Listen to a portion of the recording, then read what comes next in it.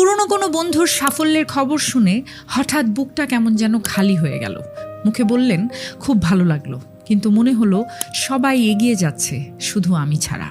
আমরা যখন অন্যের সাফল্যের শুধুমাত্র সুন্দর অংশটা দেখি, তখন অজান্তেই নিজের পুরো জীবনের পেছনের কষ্টগুলোর সাথে সেটা মেলাতে শুরু করি। মনে হয় সবাই চাকরি পেয়ে গেল, সবাই ঘুরতে যাচ্ছে, সবার জীবন কত গোছানো, আর আপনার দিনগুলো কাটছে শুধু একটা ঘরের চার দেয়ালে, এক বুক অনিশ্চয়তা নিয়ে।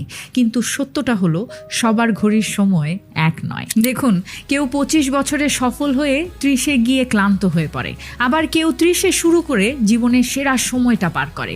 আপনি থেমে নেই, আপনি আসলে ভেতরে ভেতরে তৈরি হচ্ছেন। মাটির নিচে একটা বীজ যখন থাকে, তখন বাইরে থেকে মনে হয় কিছুই হচ্ছে না, কিন্তু ভেতরে ভেতরে কিন্তু রোজ একটা নতুন পাতা গজানোর যুদ্ধ চলে। নিজের এই নীরব যুদ্ধটাকে ছোট করে দেখবেন না কখনো। আপনি আপনার নিজের সময়েই ঠিক পৌঁছে যাবেন, কারণ সৃষ্টিকর্তা আপনার জন্য একটা সময় বরাদ্দ রেখেছেন। কিন্তু সেটার জন্য অবশ্যই আপনাকেও অনেক খাটতে হবে, কষ্ট করতে হবে, শ্রম দিতে হবে। তাই আজ কি নিজেকে একটু ক্ষমা করা যায়?